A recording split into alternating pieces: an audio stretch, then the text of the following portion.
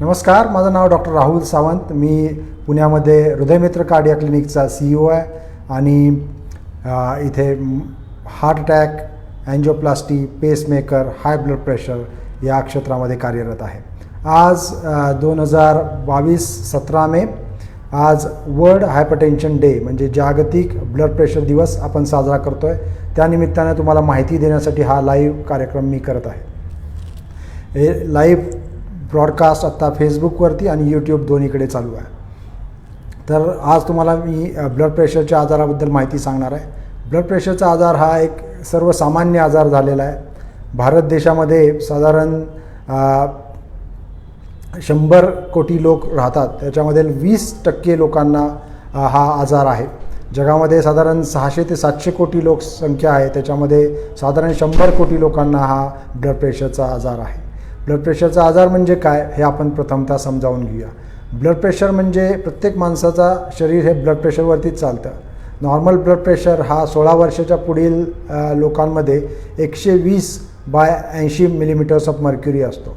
आणि या ब्लड प्रेशरमध्ये वरची जी आकडे आहेत, संख्या आहे 120 millimetres of mercury blood pressure हा जेव्हा हार्ट कॉन्ट्रॅक्ट करतं, सिस्टोली म्हणतो त्याला आपण, तेव्हा ब्लड प्रेशर 120 असतं. आणि जेव्हा हृदय रिलॅक्स करतं तेव्हा तो ब्लड प्रेशर हा 80 मिलीमीटर्स ऑफ मर्क्युरी असतो. तर हे normal blood pressure 120/80 millimetres of mercury असतं. जेव्हा ब्लड प्रेशर आपण वेगवेगळ्या गोष्टी करतो, उदाहरणार्थ चालतो, फिरतो, व्यायाम करतो, झोपतो, तेव्हा ब्लड प्रेशर हे कधी कॉन्स्टंट नसतं. ब्लड प्रेशर हा नेहमी बदलत राहतो, चेंज होत राहतो. ब्लड प्रेशर जेव्हा आपण एक्सरसाइज करतो, व्यायाम करतो, तेव्हा ब्लड प्रेशर वाढतो. म्हणजे तो 130, 140, 150 जी काय त्या प्रत्येक मनुष्याची कॅपॅसिटी आहे त्याच्यापर्यंत ब्लड प्रेशर वाढतो. आणि जेव्हा माणूस रिलॅक्स करतो तेव्हा ब्लड प्रेशर हा कमी होतो. जेव्हा आपण चिडतो, ट्रॅफिकमध्ये जेव्हा गडबड होते, हॉर्नचे आवाज ऐकू येतात, तेव्हा ब्लड प्रेशर वाढतो. आणि जेव्हा आपण ट्रॅफिकमधून घरी येतो तेव्हा ब्लड प्रेशर हा कमी झालेला असतो. ह्याला नैसर्गिक रिस्पॉन्स आपल्याला म्हणता येईल जेव्हा ब्लड प्रेशर हा जास्त झालेला असतो. पण याला ब्लड प्रेशरचा आजार म्हणत नाही. जेव्हा तुम्ही शांतपणे बसल्यानंतर हा ब्लड प्रेशर 140 सिस्टॉलिक म्हणजे वरचा BP 140 मिलीमीटर्स ऑफ मर्क्युरी आणि खालचा म्हणजे डायस्टॉलिक ब्लड प्रेशर हा 90 मिलीमीटर्स ऑफ मर्क्युरीपेक्षा जास्त राहतो, तेव्हा त्याला पेशंटला आपण ब्लड प्रेशरचा आजार आहे असं आपण म्हणतो. तुम्ही पाहिलं असेल की जेव्हा तुम्ही डॉक्टरांकडे येता तेव्हा पहिल्या वेळेलाच तुम्हाला आम्ही ब्लड प्रेशर आहे असं जनरली सांगत नाही. आम्ही काय म्हणतो की परत आपण ब्लड प्रेशर तपासूया. आणि कन्सिस्टंटली प्रत्येक वेळेला तुमचं रीडिंग हे ब्लड प्रेशरचं रीडिंग 140/90 मिलीमीटर्स ऑफ मर्क्युरीपेक्षा जास्त असेल तरच तुम्हाला ब्लड प्रेशरचा आजार आहे आम्ही असं डिक्लेअर करतो. ब्लड प्रेशरचा आजार हा घातक आजार आहे. त्याचं कारण काय आहे की ब्लड प्रेशरच्या आजारामुळे तुम्हाला कोणतेही लक्षणं दिसत नाहीत. काही लोकांना हेडेक म्हणजे डोकं दुखण्याचा त्रास होऊ शकतो, डोळे दुखू शकतात, डोक्याचा मागचा भाग दुखू शकतो, काही लोकांना चक्कर येऊ शकते. परंतु 90% जास्त लोकांना कुठलाही त्रास होत नाही. म्हणजे ब्लड प्रेशर हा सायलेंट किलर आहे. ब्लड प्रेशरने त्रास होत नाही तर आपण त्याची चिंता का करायची? तर ब्लड प्रेशर हा एक शरीरातील सर्व अवयव चालण्यासाठी उपयुक्त असलेला प्रेशर आहे. हा ब्लड प्रेशर आपण हातामध्ये किंवा आम्ही मांडीमधून आतमध्ये कॅथेटर टाकून मोजतो तेव्हा हा ब्लड प्रेशर किती आहे आपल्याला समजतं. ह्या ब्लड प्रेशरमुळे जे अवयव आहेत, उदाहरणार्थ किडनी, मेंदू, हार्ट हे चालू असतात. आणि या ब्लड प्रेशर जर वाढलं तर ह्या अवयवांना इजा होते. म्हणजे हे ब्लड प्रेशर कायमच वाढून राहिलं तर या अवयवांना इजा होत राहते. कोणत्या प्रकारची इजा होते? तर ब्लड प्रेशर वाढल्यामुळे हृदयावरती टेन्शन येतं आणि हृदयाला काम करायला लागतं. आणि हृदयाला जास्त काम करायला लागलं तर हृदय हे फेल होऊ शकतं. हृदयाचा आकार हा वाढत जातो, हृदय जाड व्हायला लागतं. त्याला आम्ही लेफ्ट व्हेंट्रिक्युलर हायपरट्रॉफी किंवा हृदयाची जाडी वाढणे असं त्याला म्हणतात. आणि त्याच्यामुळे काय होतं, हृदयाची जाडी जर वाढत राहिली तर हळूहळू हृदय पहिल्यांदा मोठं होतं आणि नंतर ते डायलेट व्हायला लागतं, म्हणजे त्याचा आकार वाढायला लागतो. आणि जेव्हा हृदय मोठ्या आकाराचं होतं तेव्हा त्याची जी पंपिंग कॅपॅसिटी आहे, इफिशियन्सी आहे, ती नॉर्मल राहत नाही. नॉर्मल इफिशियन्सी हृदयाची 55 ते 60% असते. आणि जर या पेशंटना ब्लड प्रेशर बऱ्याच काळापासून वाढलेला असेल तर ही हृदयाची इफिशियन्सी कमी होते. म्हणजे ते हृदयाचं काम 45% 40%, 25% आणि खाली 15% येऊ शकतं आणि हृदय त्याच्यामुळे फेल होतं. यालाच आपण कार्डियक फेल्युअर नावाचा प्रॉब्लेम म्हणतो. कार्डियक फेल्युअर हा वेगळा विषय आहे, पण कार्डियक फेल्युअरमुळे हृदय चालत नाही, शरीरातील अवयव चालत नाहीत, किडनी फेल होते, मेंदूला रक्तपुरवठा होत नाही आणि पेशंटला धाप लागायला लागते. याला म्हणायचं कार्डियक फेल्युअर. तर हृदयावरती होणारा ब्लड प्रेशरचा परिणाम म्हणजे हार्ट फेल्युअर किंवा कार्डियक फेल्युअर. दुसरा परिणाम सगळ्यात महत्त्वाचं ब्लड प्रेशरचं नातं आहे किडनीशी. जेव्हा ब्लड प्रेशर नियमितपणे 140/90पेक्षा वाढून राहतो तेव्हा किडनीवरती त्याचा लोड येतो आणि किडनीवरती त्याचा लोड आल्यामुळं किडनीचं काम हे हळूहळू कमी व्हायला लागतं, म्हणजे किडनी फेल होते. किडनी फेल होते आपल्याला कसं कळतं? सुरुवातीला किडनी फेल झाली तर तुम्हाला त्याची कोणतीही लक्षणं दिसत नाहीत. किडनी फेल झाली हे कळणार कसं? तर आपल्याला क्रिएटिनिन ही जी रक्तामधली घटक आहेत ती मोजायला लागते, युरिया आणि क्रिएटिनिन. ती आपल्याला फक्त जेव्हा आपण रक्त तपासणार तेव्हाच आपल्याला कळणार आहे की आपला युरिया आणि क्रिएटिनिन किती आहे. म्हणून आपण काय करतो, जेव्हा कुठलाही ब्लड प्रेशरचा पेशंट येतो सगळ्यात पहिल्यांदा त्याची आपण किडनी फंक्शन टेस्ट म्हणजे युरिया, क्रिएटिनिन, सोडियम आणि पोटॅशियम चेक करून पाहतो आणि ब्लड प्रेशरमुळे किडनीवरती काय परिणाम झाला आहे का किंवा किडनीच्या प्रॉब्लेममुळे ब्लड प्रेशर झाला आहे का हे आपल्याला बघायला लागतं.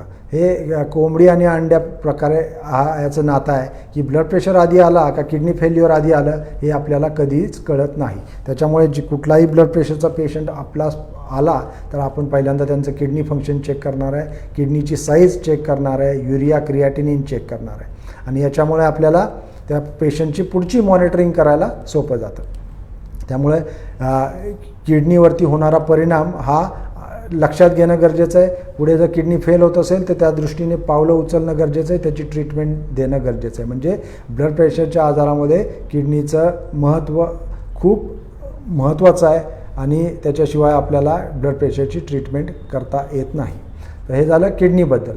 ब्लड प्रेशरमुळे मेंदूला काय त्रास होतो तर मेंदूवरती त्याचा हाय प्रेशरमुळे पॅरालिसिसचा अटॅक येतो. मेंदूतील रक्तवाहिन्या असतात त्याच्यामध्ये त्या खराब होतात आणि ब्लड क्लॉट त्याच्यामध्ये तयार होऊ शकतो आणि 80% लोकांना पॅरालिसिसचा त्रास या ब्लड प्रेशरच्या प्रॉब्लेममुळे होऊ शकतो. दुसरा एक त्रास होऊ शकतो म्हणजे मेंदूमध्ये होणारा रक्तस्राव. जर ब्लड प्रेशर जास्त असेल तर मेंदूमध्ये रक्तस्राव होऊन पॅरालिसिसचा प्रॉब्लेम निर्माण होऊ शकतो. तर याला म्हणायचं सेरेब्रोव्हॅस्क्युलर ॲक्सिडेंट. तर हे ब्लड प्रेशरचे वेगवेगळ्या अवयवांवरती होणारे परिणाम आहेत. जे महत्त्वाचे ऑर्गन्स आहेत त्याच्याबद्दल मी सांगितलं. शरीरामध्ये एवढ्या रक्तवाहिन्या असतात त्या सगळ्यांवरती ब्लड प्रेशरमुळे परिणाम होतो. तर हे झालं ब्लड प्रेशरमुळे वेगवेगळ्या अवयवांवरती होणारे परिणाम. तर ब्लड प्रेशर आहे हे आपल्याला कळणार कसं? तर ब्लड प्रेशर आहे हे आपल्याला त्रास होत नसेल तर कळणारच नाही, कारण तुम्ही कोणत्याही प्रकारे ब्लड प्रेशर मोजायला जाणार नाहीत. म्हणजे तुम्ही काय करायला पाहिजे, तुमचा ब्लड प्रेशर कधी ना कधी मोजला पाहिजे आणि त्यासाठीच आम्ही हे प्रत्येक वर्षी मे मेजरमेंट मंथ नावाचं कॅम्पेन पूर्ण जगभरात चालू केलेलं आहे. आमचे व्हॉलंटियर्स तुम्हाला दिसत असतील, पर्वतीवरती आम्ही, तळजाईवरती, कात्रज लेक इथे आत्ताच कार्यक्रम केलेले आहेत. इथे आम्ही जातो आणि पेशंटचं ब्लड प्रेशर तपासतो, सामान्य लोकांचं ब्लड प्रेशर तपासतो आणि त्यांचं ब्लड प्रेशर वाढलं असेल तर त्यांना त्याबद्दल मार्गदर्शन करतो. तर ब्लड प्रेशर तुमचं नॉर्मल आहे की नाही तुम्हाला मोजल्याशिवाय कळणार नाही.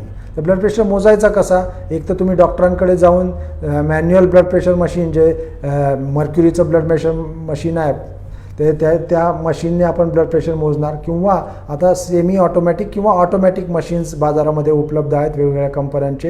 हे इलेक्ट्रॉनिक मशीन्स फार सेन्सिटिव्ह आणि चांगले आहेत आणि याचा वापर करून आपण ब्लड प्रेशर मोजू शकता. हे ब्लड प्रेशर प्रत्येक वेळेला तुम्ही जेव्हा ब्लड प्रेशर मोजता ते ब्लड प्रेशर वेगळं येतं. तर ब्लड प्रेशर वेगळं येतं तर हा मशीनचा फॉल्ट नसून बॉडीमध्ये होणारा चेंज आहे. तर ब्लड प्रेशर मोजताना काय करायला पाहिजे तुम्ही? तर ब्लड प्रेशर मोजताना तुम्ही शांतपणे सुरुवातीला एक बसलं पाहिजे. साधारण आम्ही म्हणतो एक 3 ते 5 मिनटं तुम्ही शांतपणे व्यवस्थित बसलं पाहिजे. रिलॅक्स पोझिशनमध्ये बसल्यानंतर उजव्या हाताला तो कफ तुम्ही लावला पाहिजे. साधारण आम्ही उजव्या हातालाच नेहमी ब्लड प्रेशर तपासतो. आपण उजव्या किंवा डाव्या हाताला दोन्ही हाताला तपासू शकता. उजव्या हाताला ब्लड प्रेशर कफ दिलेल्या पद्धतीने ते आता मी ब्लड प्रेशर मशीन घेतो आणि दाखवतो तुम्हाला की ब्लड प्रेशर कसा आपण मोजू शकतो. तर हे मशीन आपण लावायचं आहे आणि मशीन लावल्यानंतर तुम्हाला कोणत्या पद्धतीने लावायचं ते मी आता डेमॉन्स्ट्रेशन करून दाखवणार आहे.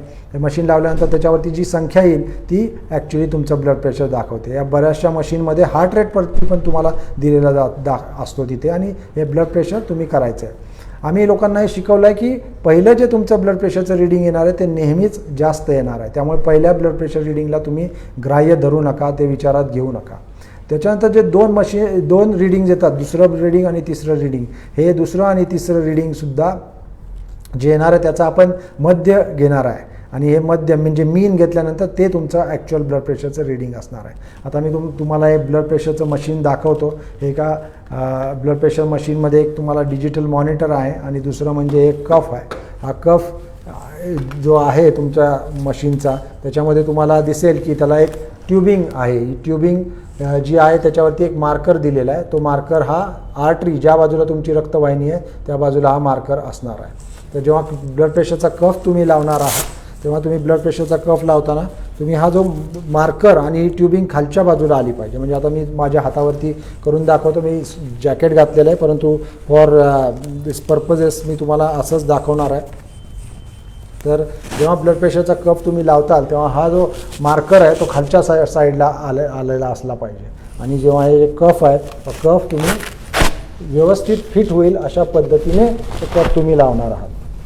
अशा पद्धतीने हा कफ तुम्ही लावणार आहात.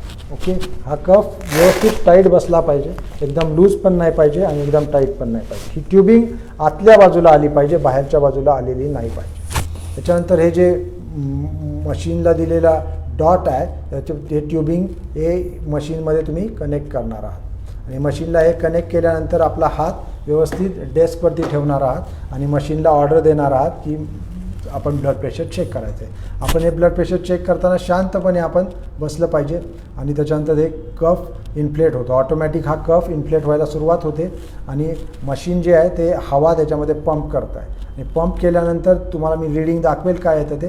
जेव्हा तुम्हाला आता मी कॅमेरावरती बोलतो आहे पण जेव्हा तुम्ही स्वतः घरी ब्लड प्रेशर चेक करणार आहात तेव्हा आपण बोलायचं नाही आहे, शांतपणे बसायचं आहे आणि ब्लड प्रेशरचा कफ तुम्हाला जे ब्लड प्रेशर मोजतो आहे तेव्हा तुम्ही कोणती हालचाल करायची नाही, इतर गोष्टींकडे लक्ष द्यायचं नाही. जेव्हा हे ब्लड प्रेशर मोजून होईल तेव्हा ऑटोमॅटिकली तुम्हाला सिग्नल त्याच्यावरती येणार आहे आणि तुम्हाला ते रीडिंग दिसणार आहे. आता माझं ब्लड प्रेशर रीडिंग मी घेतलेलं आहे तर याच्यामध्ये तुम्हाला दिसेल हे रीडिंग आलेलं आहे. याची रीडिंग आहे 134/76. त्याच्याखाली हार्ट रेट दाखवलेला आहे 79 बीट्स पर मिनिट. आता मी हे दुसरं रीडिंग घेणार आहे. पहिलं रीडिंग घेतल्यानंतर मी दुसरं रीडिंग घेतो आहे, दुसरं रीडिंग परत घेतो आणि बघूया आपण की किती रीडिंग दाखवतं आहे. तर हे शांतपणे बसून 3 रीडिंग घेतल्यानंतर जे रीडिंग येईल ते आपण आपल्या डायरीमध्ये लिहून ठेवायचं आहे आणि आपल्या डॉक्टरांना दाखवायचं आहे. तर ही प्रोसेस आम्ही एकदा करत नाही, तुम्हाला रोज वेगवेगळ्या वेळेला ब्लड प्रेशर घ्यायला सांगतो आणि ते ब्लड प्रेशर घेतल्यानंतर तुम्हाला ते रीडिंग सगळे डॉक्टरांना दाखवायचं आहे. कन्सिस्टंटली तुमचं ब्लड प्रेशर जर 140 आणि 90 याच्यापेक्षा जास्त असेल तर तुम्हाला आम्ही ट्रीटमेंट रिकमेंड करणार आहे. तर पहिल्यांदा आपण जेव्हा 140/90 मिलीमीटर मर्क्युरी ब्लड प्रेशर आहे तर सगळ्यांनाच आपण गोळ्या देतो असं नाही. सुरुवातीला जर तुमचं ब्लड प्रेशर साधारण 150 आणि साधारण 95 या रेंजमध्ये म्हणजे लोअर रेंजमध्ये राहत असेल तर आम्ही तुम्हाला पहिल्यांदा गोळ्या देत नाही. आम्ही तुम्हाला पहिल्यांदा आता माझं सेकंड ब्लड प्रेशर रीडिंग झालेलं आहे आणि ते आता 131/88 आलेलं आहे आणि हार्ट रेट 76 आलेला आहे. तर हे जे रीडिंग्ज आहेत हे प्रत्येक वेळेला चेंज होत राहतात, प्रत्येक वेळेला सेम रीडिंग येत नाही. बऱ्याचशा पेशंटने आम्हाला सांगितलं की मशीन फॉल्टी आहे. तर मशीन फॉल्टी नसतं, मशीन जे रीडिंग देतं ते अगदी योग्य रीडिंग असतं आणि ते रीडिंग तुम्ही लिहून ठेवायचं आणि डॉक्टरांना द्यायचं. डॉक्टर त्याच्यावरती योग्य तो विचार करून तुम्हाला सांगतील की BP रीडिंगचा अर्थ काय आहे, त्याचं कसं इंटरप्रिटेशन करायचं आहे. तुम्ही तुमच्या मनाने त्याला इंटरप्रिट नाही करायला पाहिजे. आता मी विषय घेत होतो की तुम्हाला कधी ट्रीटमेंट देणार आहे. आता कुणाचं ब्लड प्रेशर 150/90 असेल, कुणाचं 170/100 असेल, कुणाचं 200/110, 120 असेल किंवा कुणाचं 225/130 असेल. हे प्रत्येक रीडिंग जे आहेत त्याच्याप्रमाणे आम्ही तुमची ट्रीटमेंट ठरवतो. जर ज्याला माइल्ड हायपरटेन्शन आहे म्हणजे 150/90 साधारण ब्लड प्रेशर आहे तर या लोकांना आम्ही ब्लड प्रेशरची ट्रीटमेंट लगेच चालू करत नाही. या पेशंट्सना आम्ही सांगतो की तुम्ही लाईफस्टाईल मॉडिफाय करा, म्हणजे तुमची जी जीवनशैली आहे ती बदला. जीवनशैली बदलायची म्हणजे काय करायचं तर तुम्हाला जे काही तुमचे झोपायची वेळ आणि उठायची वेळ आहे ती रेग्युलेट करायची. म्हणजे तुम्ही लवकर सकाळी उठलं पाहिजे, साधारण 5 ते 7 या दरम्यान तुम्ही उठलं पाहिजे. खूप उशिरापर्यंत झोपलं तर ब्लड प्रेशर वाढू शकतं. रात्री तुम्ही झोपताना साधारण 10:30-11च्या आतमध्ये तुम्ही झोपलं पाहिजे. जर हे जर झोपेचे टायमिंग योग्य असतील तर तुम्हाला ब्लड प्रेशरचा त्रास जो आहे तो कमी होणार आहे. दुसरं म्हणजे रेग्युलर तुम्ही व्यायाम करायचा. जर तुम्ही नियमित व्यायाम केला 30 मिनिटापेक्षा जास्त तुम्ही रोज जर चाललात तर तुमचं ब्लड प्रेशर हे साधारण 10 ते 15 मिलीमीटर्स ऑफ मर्क्युरीने कमी होणार आहे. म्हणून तुम्ही हे रोज चाललं पाहिजे. तुम्ही तुमचे ज्या ताणतणावाच्या गोष्टी आहेत, उदाहरणार्थ मी इथे पाहतो की वर्क प्रेशर आहेत किंवा ट्रॅफिकमधून जाताना ताण येतो लोकांना, किंवा घरामध्ये काही वाद किंवा टेन्शन्स चालू असतात. या सर्व गोष्टींमुळे तुमचं ब्लड प्रेशर वाढून राहतं आणि ते कमी करण्यासाठी हे जे त्रास आहेत ते तुम्ही कमी केले पाहिजेत. बऱ्याच वेळेला हे शक्य असतं, काही वेळेला हे अशक्य असतं, परंतु आपण कोणत्या प्रकारे गोष्टींना रिस्पॉन्स देतो त्यावरून हा त्रास आपण स्वतःला किती करून घ्यायचा आहे हे ठरवलं जातं. आणि आपण जर योग्य भूमिका घेतली, आपण स्वतःला त्रास करून नाही घेतला तर आपलं ब्लड प्रेशर वाढत नाही. तुम्ही नेहमी ऐकता ना की कशाला माझं ब्लड प्रेशर वाढवतो असं लोक म्हणतात. ते खरंच आहे की तुम्ही जर त्रास दिला किंवा त्रास करून घेतला तर तुमचं ब्लड प्रेशर हे वाढणार आणि त्याच्यामुळे वेगवेगळे प्रॉब्लेम्स निर्माण होणार आहेत. तर हे झालं जीवनशैलीबद्दल. आहारामध्ये तुम्ही जे मीठ आहे त्याचं प्रमाण नॉर्मल ठेवायचं. लोक आम्हाला विचारतात की आम्ही रॉक सॉल्ट म्हणजे शिंदोलन पद्धतीचं मीठ ज्याच्यामध्ये पोटॅशियमचं प्रमाण जास्त आहे असं घेऊ का? तर आम्ही त्यांना सांगतो की तुम्ही नॉर्मल टाटा सॉल्ट जे आहे ते सॉल्ट घ्यायचं आहे, बाकी वेगळ्या प्रकारचं मीठ खायची गरज नाही आहे. नंतर बरेचसे लोक विचारतात की तेलकट तुपट गोष्टी खायच्या का? तर या गोष्टी खायच्या नाही आहेत, कारण याच्यामुळे तुमचं कोलेस्ट्रॉल वाढतं, ब्लड प्रेशर वाढतं आणि डायबिटीस होण्याची रिस्क वाढते. म्हणून या गोष्टी तुम्ही टाळायच्यात. असं नाही आहे की कधीच खायचं नाही आहे, तर तुम्ही या गोष्टी टाळण्याची गरज आहे. हे झालं जीवनशैलीबद्दल. नंतर तुम्ही वॉकिंग केलं, स्विमिंग केलं, जॉगिंग केलं, डान्स केला, या सगळ्या एरोबिक ॲक्टिव्हिटीमुळे तुमचं ब्लड प्रेशर कमी व्हायला मदत होते. तर ब्लड प्रेशरचा आजार होतो का? तर ब्लड प्रेशरचा आजार का होतो याच्याबद्दल आजपर्यंत 95% लोकांना माहिती नाही की त्यांना ब्लड प्रेशरचा आजार का झालेला आहे. याच्यामध्ये कोणतंही कारण तुम्हाला मिळणार नाही. 5% लोकांमध्ये काही प्रॉब्लेम्स असू शकतात, जसं किडनी आर्टरीजला ब्लॉकेजेस असतील, किंवा काही ट्युमर्स असतात, फिओक्रोमोसायटोमा नावाचा ट्युमर आहे, असे ट्युमर्स असतील, किंवा कोआक्टेशन ऑफ ॲओर्टा म्हणजे हृदयाची जी मेन रक्तवाहिनी बाहेर येते तिला थोडं नॅरोविंग झालेलं असू शकतं जन्मतः. अशा कारणांमुळे तुम्हाला ब्लड प्रेशरचा आजार होऊ शकतो, परंतु 95% लोकांमध्ये कुठलंही कारण ब्लड प्रेशरसाठी नाही. तर ब्लड प्रेशरला कारण नसल्यामुळे हा आजार झाला तर तुम्हाला त्याची ट्रीटमेंट घेण्याशिवाय दुसरा कुठलाही पर्याय नाही. लोकांना वाटतं की ब्लड प्रेशरच्या आजाराची ट्रीटमेंट घेतली तर किडनी खराब होते. ही अत्यंत चुकीची संकल्पना लोकांमध्ये आहे. ब्लड प्रेशरच्या आजारामुळे किडनी खराब होते, गोळ्या घेतल्यामुळे किडनी खराब होत नाही. इनफॅक्ट गोळ्या ज्या आहेत त्या गोळ्या जर तुम्ही घेतल्या तर किडनी खराब होण्याचं जे प्रमाण आहे ते आपल्याला मोठ्या प्रमाणात कमी करता येईल. आणि म्हणूनच आम्ही ब्लड प्रेशर अवेअरनेस कॅम्पेन करतो, जेणेकरून लोकांना ब्लड प्रेशरच्या आजाराबद्दल माहिती मिळावी आणि त्यांनी ब्लड प्रेशरची ट्रीटमेंट घेऊन त्यांचे अवयव, किडनी, हार्ट आणि ब्रेन यांचं नुकसान होणार नाही. तर हे झालं जीवनशैलीबद्दल. आता ट्रीटमेंटबद्दल बोलायचं झालं तर जसं मी म्हटलं की माइल्ड हायपरटेन्शन असेल तर आम्ही तुम्हाला ट्रीटमेंट देत नाही. तुम्हाला लाईफस्टाईल मॉडिफाय करायला सांगतो. जीवनशैली मॉडिफाय केल्यानंतर तुम्हाला जे काही हे आहेत प्रॉब्लेम्स आहेत ते कमी झाले तर तुम्हाला कुठलीही गोळी दिली जात नाही. आता दुसरा विषय आहे की कोणत्या प्रकारच्या गोळ्या अवेलेबल आहेत. बाजारामध्ये वेगवेगळ्या कंपन्या या गोळ्या विकतात, परंतु तसं बघायला गेलं तर एक बोटावरती मोजण्या इतकी औषधं आहेत जगामध्ये ब्लड प्रेशरची, जी ब्लड प्रेशरची औषधं घेतल्यानंतर तुमचं ब्लड प्रेशर हे आम्ही 140/90 पेक्षा कमी करण्याचा आणि कमी ठेवण्याचा प्रयत्न करतो. म्हणजे या गोळ्यांचं एकच उद्दिष्ट आहे की तुमचं ब्लड प्रेशर हे नेहमी 120/80 याच्या दरम्यान राहिलं पाहिजे, 140/90 पेक्षा कमी राहिलं पाहिजे. आता हे ब्लड प्रेशर एवढं कंट्रोल करण्यासाठी तुम्हाला एक गोळी लागेल का 4 गोळ्या लागतील किंवा 5 गोळ्या लागतील हे डॉक्टरांच्या हातात नसतं. तुमच्या शरीराचा रिस्पॉन्स, तुमची काय दिलेल्या गोळ्यांना तुमचं शरीर कशा प्रकारे रिस्पॉन्स देत आहे त्याच्यावरती अवलंबून आहे की तुम्हाला एक गोळी लागणार आहे का 4 गोळ्या लागणार आहे. तर हे डॉक्टरांच्या सल्ल्याने तुम्हाला करायचं. तुम्ही स्वतःच्या मनाने ब्लड प्रेशर ट्रीटमेंट चालू पण करू नका आणि बंद पण करू नका. लोकांना असं वाटतं की ब्लड प्रेशरच्या गोळ्या बंद होतील का? ब्लड प्रेशरच्या गोळ्या बंद होऊ शकतात, परंतु ते जर मार्जिनली हाय ब्लड प्रेशर असेल, म्हणजे अगदी बॉर्डरलाईन हाय ब्लड प्रेशर केस असेल, तर अशा वेळेला लाईफस्टाईल मॉडिफिकेशन केल्यानंतर तुमच्या ब्लड प्रेशरच्या गोळ्या या बंद होऊ शकतात. परंतु ज्या पेशंटचं ब्लड प्रेशर 200/110 आहे, अशा पेशंटला ब्लड प्रेशरच्या गोळ्या बंद होण्याची शक्यता फार कमी आहे. दुसरी गोष्ट सांगायची तर ब्लड प्रेशर जेव्हा तुम्हाला गोळी दिली जाते तर ब्लड प्रेशरच्या गोळीचा इफेक्ट यायला कालावधी लागतो. म्हणजे आता गोळी दिली तर लगेच तुमचं उद्या किंवा 2 तासाने BP नॉर्मल येणार नाही. एखादी ब्लड प्रेशरची गोळी दिल्यानंतर साधारण त्या गोळीचा ऑप्टिमल इफेक्ट म्हणजे योग्य परिणामी दिसायला साधारण 6 आठवडे लागतात. म्हणजे एवढा काळ आपण थांबलं पाहिजे, पटापट गोळ्या वाढवल्या नाही पाहिजे, पटापट गोळ्या बंद केल्या नाही पाहिजे. दुसरं म्हणजे जेव्हा तुम्ही ब्लड प्रेशरच्या गोळ्या बंद करता तेव्हा तुम्हाला असं वाटतं की ब्लड प्रेशरची गोळी आज बंद केली आहे, पुढच्या आठवड्यामध्ये आपलं ब्लड प्रेशर वाढायला लागेल. असं नाही आहे. तुमची ब्लड प्रेशरची गोळी जरी बंद केली तरी तुमचं ब्लड प्रेशर हे त्याच वेळेला वाढणार नाही आहे. त्याला साधारण 6 आठवडे 8 आठवडे मी 3 महिन्यापर्यंत लोकांचं बघितलं आहे की 3 महिन्यांपर्यंत आम्ही ब्लड प्रेशर मॉनिटर करत होतो. 3 महिन्यापर्यंत त्या पेशंटचं ब्लड प्रेशर वाढलं नाही आणि साधारण 3 महिन्यानंतर परत ब्लड प्रेशर वाढायला लागलं. आणि बऱ्याचदा पेशंट्सचं चुकतं कुठे तर त्यांना असं वाटतं आता BP नॉर्मल आहे आणि आपण गोळी नाही घेतली तरी आपल्याला काही त्रास होत नाही आणि they are very happy.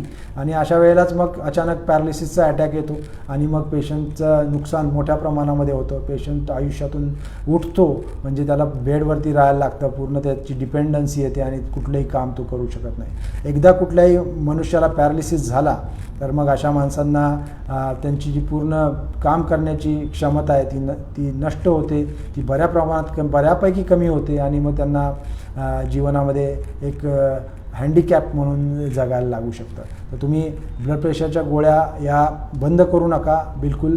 Blood प्रेशरच्या गोळ्या तुमच्या डॉक्टरांच्या सल्ल्यानेच घ्या आणि जेव्हा तुम्हाला समजा गोळ्या कमी केल्या डोस तरी तुम्हाला ब्लड प्रेशर मॉनिटर करायचं आहे आणि मॉनिटर करून नंतर तुम्हाला त्या गोळ्या ऑप्टिमाइज करायच्यात म्हणजे त्याचा डोस कमी करायचा आहे किंवा जास्त करायचा आहे. ब्लड प्रेशरच्या गोळ्यांनी कोणतेही मेजर साईड इफेक्ट होत नाही. या गोळ्या तुम्हाला दिल्यानंतर डॉक्टरांची पूर्णतः जबाबदारी असते की त्या गोळ्यांनी तुम्हाला काय साईड इफेक्ट होतात का, तुम्हाला काही त्रास होतो का, हे मॉनिटर करण्याची जबाबदारी तुमच्या डॉक्टरांची असते आणि डॉक्टर लोक ही जबाबदारी स्वीकारतात. ते लोक तुम्हाला त्याच्यासाठीच फॉलोअपसाठी बोलवत असतात की ही तुम्हाला जी गोळी दिलेली आहे त्याने तुम्हाला काही नुकसान होतं आहे का किंवा तुमच्या शरीरावरती काही परिणाम होतो आहे का आणि तुम्हाला त्या गोळीचा डोस कमी करायचा आहे का जास्त करायचा आहे. हे झालं ब्लड प्रेशरच्या गोळ्यांच्या साईड इफेक्टबद्दल. ब्लड प्रेशरच्या गोळ्यांनी जर कुठले मायनर साईड इफेक्ट होत असतील तर तुमचे डॉक्टर जे आहेत ते त्या गोळ्या तुम्हाला चेंज करून देतील किंवा त्याचा डोस कमी जास्त करून देतील. तर त्याच्याबद्दल तुम्हाला कुठलीही चिंता करायची गरज नाही आहे. तर आम्ही हे मे मेजरमेंट मंथ कॅम्पेन जगामध्ये का राबवलं जात आहे तर मेन मुद्दा हाच आहे की ब्लड प्रेशरचा आजार हा डायग्नॉसिस करण्यासाठी अत्यंत सोपा आहे. तुम्हाला फक्त ऑटोमॅटिक BP मशीनने ब्लड प्रेशर मोजायचं आहे आणि ब्लड प्रेशर मोजल्यानंतर ते ब्लड प्रेशर जर 140/90पेक्षा जास्त आलं तर गोळी घ्यायची आहे आणि ती गोळी तुम्ही बऱ्यापैकी आयुष्यभर घेणार आहात आणि जर ती गोळी घेतली तर तुमचं ब्लड प्रेशर नॉर्मल राहणार आहे. तुम्हाला heart attack, paralysis, kidney failure यासारखे आजार होण्याची शक्यता बऱ्यापैकी कमी होणार आहे. म्हणजे ब्लड प्रेशरची ट्रीटमेंट अत्यंत सोपी आहे. ब्लड प्रेशरचं रोगनिदान अत्यंत सोपं आहे आणि प्रत्येक वर्षी जगामध्ये 1 कोटी लोक हे ब्लड प्रेशरच्या प्रॉब्लेम आणि त्याच्या रिलेटेड प्रॉब्लेममुळे मृत्युमुखी पडतात. ही 1 कोटी संख्या फार मोठी आहे. आता करोना पॅन्डेमिक चालू आहे आणि त्या करोना पॅन्डेमिकमध्ये तुम्ही जो मृत्यूचा आकडा बघितला तसाच हा मोठ्या प्रमाणात आकडा आहे. फक्त लोकांना त्याची जाणीव नाही आहे. It's like a slow death आणि स्लो पॉयझनिंग. त्याच्यामुळे तुम्ही ब्लड प्रेशर या आजाराबद्दल माहिती घेणं जरुरी आहे. ब्लड प्रेशर चेक करणं गरजेचं आहे आणि ब्लड प्रेशर जे काही असेल ते त्याच्याप्रमाणे तुमची ट्रीटमेंट घेणं गरजेचं आहे. तर आम्ही हे मागच्या काही वर्षामध्ये जगामध्ये 100 देशांमध्ये हे कॅम्पेन चालू आहे. प्रत्येक जगामध्ये आमच्यासारखे व्हॉलंटियर्स लोक, प्रत्येक देशामध्ये व्हॉलंटियर्स लोक हे ब्लड प्रेशर चेक करतात. आम्ही हा डेटा कलेक्ट करतो आणि हा डेटा लंडनमध्ये जे हेड ऑफिस आहे तर त्या ठिकाणी हे डेटा कलेक्शनचं काम केलं जातं. हा जो डेटा आहे तो लॅन्सेट किंवा ऑर्गनायझेशन WHO यांच्या जर्नल्समध्ये पब्लिश होतो आणि या डेटाचा उपयोग हा आपले जे ब्युरोक्रॅट्स आहेत म्हणजे देश चालवणारे संस्था आहेत त्यांना या डेटाचा उपयोग हा फर्दर प्लॅनिंग, स्ट्रॅटेजिक प्लॅनिंगसाठी होतो. म्हणजे किती खर्च आपल्याला एखाद्या आजारावरती करायचा आहे आणि कोणते आजार निगडीत आहेत. उदाहरणार्थ एक प्रश्न आहे या प्रश्नावलीमध्ये की तुमचं बर्थ वेट किती होतं. तर याच्यामध्ये विचारण्याचा ही जी एक प्रश्नावली दिलेली आहे त्याच्यामध्ये बर्थ वेटचा आणि होणाऱ्या भविष्यातल्या ब्लड प्रेशरचा आजाराचा काही संबंध आहे का किंवा डायबिटीसचा आणि ब्लड प्रेशरचा काही संबंध आहे का हे या माहितीवरून आम्ही म्हणजे ॲनालिसिस करू शकतो त्याच्यावरती एक रिसर्च चालू असतो. तर हे कॅम्पेन जर कोणी आपल्या इथे करत असेल तर त्यांना तुम्ही सहकार्य करा. जाऊन ब्लड प्रेशर मोफत तपासून घ्या आणि हा जो डेटा कलेक्ट होणार आहे त्या तो भविष्यात 1-2 वर्षानंतर लॅन्सेटमध्ये पब्लिश होईल आणि तर तुम्ही पाहू शकता की भारत देशामध्ये आणि जगामध्ये ब्लड प्रेशरचं प्रमाण किती आहे आणि त्याच्यामुळे कोणकोणते वेगवेगळे आजार होतात. तर हे झालं ब्लड प्रेशरविषयी आणि ब्लड प्रेशरच्या ट्रीटमेंटविषयी. जीवनशैलीमध्ये करणाऱ्या फरकांमुळे काय आपल्याला ब्लड प्रेशर मॅनेजमेंटमध्ये फायदा होऊ शकतो त्याच्याविषयी. ब्लड प्रेशरच्या आजारामुळे प्रचंड नुकसान जगामध्ये होत असतं आणि हे कमी करायचं असेल तर आपल्या सर्वांना आपलं ब्लड प्रेशर तपासून घ्यायचं आहे. मी हा ब्लड प्रेशरच्या माहितीचा प्रोग्राम इथेच थांबवतो आणि तुम्हाला काही प्रश्न असतील तर मी पुढच्या काही मिनिटामध्ये तुमचे प्रश्न ॲन्सर करू शकतो. तर तुम्हाला काही प्रश्न असतील तर आम्ही स्क्रीनवरती तुम्ही विचारू शकता कमेंट्स बॉक्समध्ये किंवा आम्हाला तुम्ही फोन करू शकता आमच्या क्लिनिकला. थँक्यू.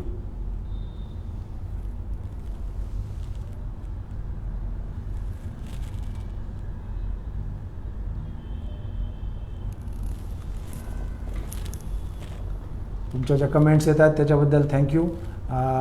चांगली माहिती दिली असं लोकांचं मत आहे. ऑब्व्हियसली आम्ही ही माहिती पब्लिक इंटरेस्टमध्ये म्हणजे लोकांच्या सेवेसाठी देत असतो. लोकांनी आजाराबद्दल माहिती करून घेणं महत्त्वाचं आहे. एकदा आपल्याला रोगनिदान झालं किंवा आजाराबद्दल माहिती मिळाली तर आपण त्या आजाराची योग्य ट्रीटमेंट करू शकतो. कुठलाही आजार हा झाल्यास त्याला सामोरं गेलं पाहिजे, त्याची योग्य ट्रीटमेंट घेतली पाहिजे आणि त्याच्यापासून आपल्याला जे काही दुष्परिणाम होणार आहेत त्याच्यापासून आपलं स्वतःचं आणि आपल्या फॅमिलीचं संरक्षण केलं पाहिजे. मला एक प्रश्न स्क्रीनवरती विचारला आहे की ब्लड प्रेशरचा आजार हा अनुवांशिक आहे का? तर ब्लड प्रेशरचा आजार हा अनुवांशिक आहे. काही घरांमध्ये तुम्ही पाहत असाल की वडिलांना ब्लड प्रेशर असतं तर मुलाला किंवा मुलीला पण ब्लड प्रेशर लवकरच्या वयात होतं. त्याला फिनॉमिना ऑफ जेनेटिक अँटिसिपेशन असं म्हणतात. म्हणजे साधारण वडिलांना समजा 50व्या वर्षी ब्लड प्रेशर झालं तर मुलाला ब्लड प्रेशरचा आजार हा 30व्या वर्षी किंवा 40व्या वर्षी होऊ शकतो. तर आपल्या आईवडिलांना जर ब्लड प्रेशरचा आजार असेल तर नक्कीच आपण आपलं ब्लड प्रेशर तपासून घ्या आणि ब्लड प्रेशरची योग्य ट्रीटमेंट घ्या. थँक्यू. अजून एक प्रश्न विचारला गेला आहे की ब्लड प्रेशरच्या गोळ्या या किती प्रकारच्या गोळ्या आहेत? तर ब्लड प्रेशरच्या गोळ्या या मार्केटमध्ये बऱ्याच कंपन्या ब्लड प्रेशरच्या गोळ्या विकत असतात. ब्लड प्रेशरच्या बेसिक गोळ्या फारच कमी आहेत. मी तर म्हणेल पहिल्या फर्स्ट लाईन ऑफ ट्रीटमेंटच्या गोळ्या त्या 3 प्रकारच्याच गोळ्या आहेत. त्याच्यामध्ये पहिली गोळी मी तुम्हाला सांगेल की ॲम्लोडेपिन नावाची गोळी आहे किंवा कॅल्शियम चॅनल ब्लॉकर. ॲम्लोडेपिन ही तुम्हाला बऱ्याच लोकांना ॲम्लोडेपिन गोळी चालू असेल ज्यांना ब्लड प्रेशरचा आजार आहे. ही अत्यंत सोपी आणि साधी गोळी आहे ज्याच्याने फार विशेष काही साईड इफेक्ट होत नाही. अत्यंत सेफ सुरक्षित अशी गोळी आहे. दुसऱ्या प्रकारची गोळी तुम्हाला सांगेल ती म्हणजे रॅमिप्रिल किंवा पेरिंडोप्रिल यांना एस इनिबिटर नावाची गोळी असं म्हणतात. या गोळ्यासुद्धा अत्यंत सामान्य पद्धतीने कॉमनली यूज केल्या जातात. याचे लाँग टर्म म्हणजे तुम्ही 30, 40, 50 वर्ष जरी या गोळ्या घेतल्या तर त्याचे कोणतेही विशेष साईड इफेक्ट दिसत नाही. आणि तिसऱ्या प्रकारच्या गोळ्या म्हणजे डायुरेटिक म्हणजे ज्याच्याने युरिनला थोडीशी जास्त होते अशा प्रकारच्या गोळ्या. उदाहरण द्यायचं झालं तर इंडेपमाइड किंवा क्लोरथॅलिडोन किंवा हायड्रोक्लोरोथायझाइड अशा प्रकारच्या या गोळ्या असतात. या गोळ्या या 3 प्रकारच्या ज्या गोळ्या मी तुम्हाला सांगितल्या त्या अत्यंत सामान्यपणे डॉक्टर्स वापरतात आणि या आमच्या फ्रंट लाईन गोळ्या आहेत. यांच्या टाईम टेस्टेड आहेत आणि त्याच्यामुळे तुम्हाला साईड इफेक्टबद्दल चिंता करायची कोणतीही आवश्यकता नाही. त्याच्यानंतर अजून काही प्रकारच्या गोळ्या आहेत जसं बीटा ब्लॉकर म्हणतात किंवा अल्फा ब्लॉकर म्हणतात. या वेगवेगळ्या मेडिकल टर्मिनॉलॉजी आहेत. आम्ही तुम्हाला मेडिकल टर्मिनॉलॉजी जास्त सांगू इच्छित नाही परंतु एक आयडिया यावी म्हणून तुम्हाला एक हे शब्द सांगितलेले आहेत. तुम्हाला यातली कुठलीही गोष्ट लक्षात ठेवायची नाही. तुमचे MD फिजिशियन जे डॉक्टर्स असतील किंवा हार्ट स्पेशालिस्ट असतील किंवा डायबिटॉलॉजिस्ट असतील त्यांच्याकडे गेलात तर तुम्हाला या गोळ्या तुमचे डॉक्टर्स देतील आणि त्याप्रमाणे तुम्ही त्यांची ट्रीटमेंट चालू ठेवायची आहे. मॉनिटरिंगसाठी रेग्युलरली जायचं आहे. थँक्यू. अजून काही प्रश्न आहेत? मिठाबद्दल मग अशी प्रश्न तुम्ही विचारला होता तर मिठाबद्दलचा प्रश्नाचं उत्तर मी दिलेलं आहे की नॉर्मल टाटा सॉल्ट आपल्याला जे नेहमी वापरलं जातं तेच वापरायचं आहे. तुम्हाला स्पेशल कुठलंही मीठ आणून खायची गरज नाही आहे. इनफॅक्ट आम्ही रिकमेंड करतो की तुम्ही हे रॉक सॉल्ट म्हणजे सिंधोलोन पांदोलन टाईपचं मीठ घ्यायचं नाही आहे. त्याच्याने प्रॉब्लेम्स होऊ शकतात. त्याच्यामध्ये पोटॅशियम ची संख्या जास्त असते, पोटॅशियमची मात्रा. तर त्याच्यामुळे पोटॅशियम जास्त असल्यामुळे काही ज्या गोळ्या वापरल्या जातात त्यामुळे पोटॅशियम वाढू शकतं आणि जेव्हा पोटॅशियम वाढतं त्याच्यामुळे किडनीला आणि हृदयाला प्रॉब्लेम होऊ शकतो. त्याच्यामुळे तुम्ही रॉक सॉल्ट अवॉइड करायचं आहे. Okay. Abhijit Devnath watching from Tripura sir, thank you very much sir, आप त्रिपुरा से प्रोग्राम देख रहे हैं. हिंदी में मैंने इस बार प्रोग्राम नहीं किया है, शायद अगली बार हम हिंदी में ये प्रोग्राम कर लेंगे. जो लोग महाराष्ट्र से नहीं हैं, जिनको मराठी समझ में नहीं आती है, उनके लिए प्रोग्राम ज़रूर करेंगे. अभी यहाँ पे महाराष्ट्र में ज़्यादा करके लोग 80% लोग मराठी ही जानते हैं. उनको हिंदी या इंग्लिश में बात करने से समझ में बातें नहीं आती है, तो इसलिए प्रोग्राम हमने मराठी में किया है. अगली बार हम ज़रूर हिंदी और इंग्लिश में ये प्रोग्राम करेंगे और आपको इन्फॉर्मेशन जो भी जानकारी है देने की ज़रूर कोशिश करेंगे. Thank you for watching from Tripura. अजून एक महत्त्वाचा प्रश्न विचारला आहे सिद्धाराम बागले यांनी, ऑइल कुठलं वापरायला पाहिजे. तर तसं बघायला गेलं तर ब्लड प्रेशरचा आणि ऑइलचा डायरेक्ट संबंध नाही आहे. ऑइल हा विषय मेनली कोलेस्ट्रॉल आणि डायबिटीस याच्याशी रिलेटेड आहे. आता मी एक हार्ट स्पेशालिस्ट म्हणून सांगू इच्छितो की तुम्ही कोणत्याही प्रकारचं ऑइल, उदाहरणार्थ आपल्याकडे कॉमनली सनफ्लॉवर, सूर्यफूल तेल किंवा करडई किंवा शेंगदाणा तेल वापरलं जातं. तर यापैकी कोणतंही तेल तुम्ही वापरू शकता. या तेल वापरल्याने ब्लड प्रेशरवरती विशेष काही फरक होणार नाही आहे. पण तुम्ही जेव्हा भाजीमध्ये तेल वापराल किंवा कुठल्या गोष्टी तळण्यासाठी वापराल, तुम्ही तेलाचं प्रमाण अत्यंत कमी ठेवण्याचा प्रयत्न केला पाहिजे. तेलाची पण शरीराला आवश्यकता असते.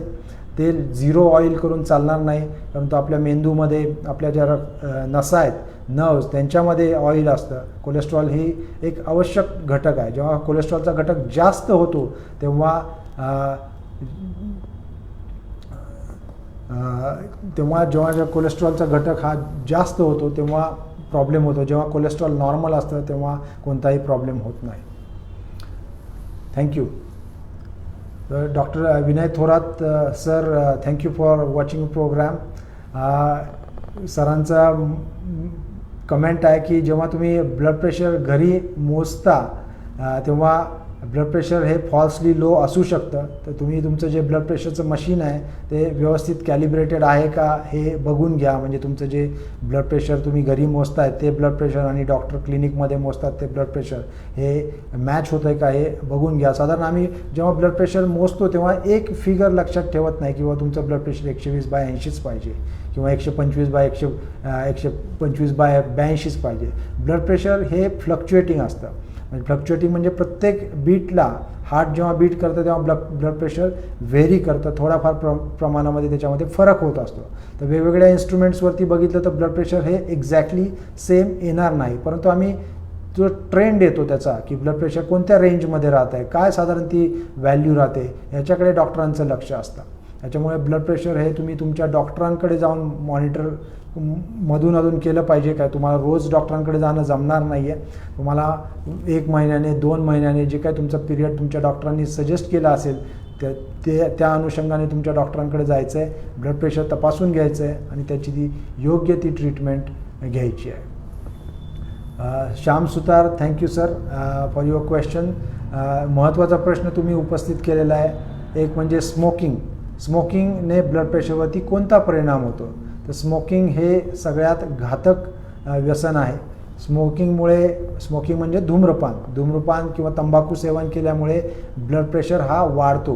हृदयाच्या रक्तवाहिन्या आणि शरीरातील इतर रक्तवाहिन्या स्मोकिंग केल्यामुळे आकुंचन पावतात आणि आकुंचन पावलेल्या रक्तवाहिन्यांमुळे शरीरातील ब्लड प्रेशर वाढतो आणि ब्लड प्रेशर वाढला तर त्याची इजा हृदयाला, मेंदूला आणि किडनीला होते आणि त्याच्यामुळेच स्मोकिंग याला घातक आहे ब्लड प्रेशरच्या आजाराला. म्हणून तुम्ही स्मोकिंग पूर्णपणे बंद केलं पाहिजे. दुसरा मुद्दा तुम्ही उपस्थित केला आहे की अल्कोहोल. तर अल्कोहोल म्हणजे दारूचं सेवन किती असलं पाहिजे. तर दारूचं सेवन हे वैद्यकीय शास्त्रानुसार साधारण तुम्ही 14 युनिट्स ऑफ अल्कोहोल तुम्ही घेऊ शकता आठवड्याला. दारूचं 14 युनिट अल्कोहोल म्हणजे किती झालं, तर दारू युनिट्समध्ये मोजली जाते. जेव्हा एक कॅन ऑफ बियर माणूस घेतो त्याच्यामध्ये 2 युनिट्स असतात. एक ग्लास ऑफ वाईन त्याच्यामध्ये 2 युनिट्स म्हणतो आपण. आणि 1 पेग ऑफ विस्की याच्यामध्ये साधारण 1 युनिट ऑफ अल्कोहोल असतं. तर साधारण एवढं जर अल्कोहोल तुम्ही घेतलं तर त्याच्यामुळे तुम्हाला कोणताही साईड इफेक्ट होणार नाही. म्हणजे 14 युनिट्स जर अल्कोहोलचे आठवड्याला सेवन केलं तर तुम्हाला घातक होणार नाही, त्याच्याने तुम्हाला नुकसान होणार नाही. अल्कोहोलमुळे थोडंसं HDL म्हणजे गुड कोलेस्ट्रॉल वाढू शकतं, परंतु सगळ्यांचंच वाढेल असं नाही. म्हणजे त्याच्यासाठी दारू चालू करायला गरज नाही आहे. त्याच्याने दारू पिण्याची आम्ही रिकमेंडेशन देतो आहे असं तुम्ही समजू नका. तर दारू ही कमी प्रमाणात घेतल्यास त्याचा फायदा होऊ शकतो. ब्लड प्रेशर वरती वाईट इफेक्ट त्याचा होणार नाही. परंतु जर तुम्ही दारूचं प्राशन हे जास्त प्रमाणात केलं, दारू ही मोठ्या प्रमाणात घेतली म्हणजे 14 युनिट्सपेक्षा जास्त, तर त्याच्यामुळे तुम्हाला ब्लड प्रेशरचा प्रॉब्लेम होऊ शकतो. ब्लड प्रेशर हा वाढू शकतो. हे झालं दारूबद्दल आणि स्मोकिंग म्हणजे धूम्रपान याच्याबद्दल. आता थायरॉईडमुळे हार्टवर काही प्रेशर येऊ शकतं का, हा प्रश्न विचारला आहे जयश्री लिंबोरे यांनी. थँक्यू मॅडम प्रश्न विचारल्याबद्दल. तर थायरॉईडचा आणि ब्लड प्रेशरचा मोठा संबंध आहे. जर तुमचं थायरॉईड हायपोथायरॉइडिझम म्हणजे थायरॉईडचं सिक्रिशन्स किंवा थायरॉईड ग्रंथीचा स्त्राव हा कमी असेल तर तुम्हाला त्याच्यामुळे ब्लड प्रेशरचा आजार होऊ शकतो. म्हणजे तुमचं ब्लड प्रेशर हे वाढू शकतं. अशा वेळेला आम्ही थायरॉईड प्रत्येक ब्लड प्रेशरच्या पेशंटचं थायरॉईड चेक करतो. तर थायरॉईड जर कमी असेल तर त्यांचं थायरॉईड रिप्लेसमेंट करतो, त्यांना थायरॉईडची गोळी चालू करतो आणि त्याच्यामुळे त्यांचं ब्लड प्रेशर नियंत्रणात येऊ शकतं. जर हायपरथायरॉइडिझम म्हणजे थायरॉईड जास्त प्रमाणात असल्यास त्याच्यामुळे सुद्धा ब्लड प्रेशरचा प्रॉब्लेम होऊ शकतो. आणि अशा वेळेला आम्ही हायपरथायरॉइडिझम त्याच्या जे गोळ्या आहेत त्याने कंट्रोल करतो आणि त्याच्यामुळे पण ब्लड प्रेशर नियंत्रणात आणण्यास मदत होऊ शकते. म्हणजे थायरॉईड आणि ब्लड प्रेशर हे संबंधित आहेत एकमेकाशी. त्यांचा परिणाम म्हणजे थायरॉईडमुळे ब्लड प्रेशरवरती परिणाम होऊ शकतो. Thank you for asking the question.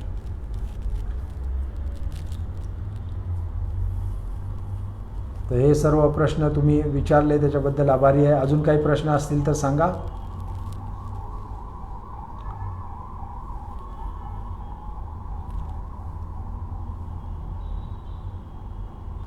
Ravindra Bhosale यांनी चांगला प्रश्न विचारला आहे की नॉर्मल माणसाने ब्लड प्रेशर किती वेळा चेक करायला पाहिजे साधारण.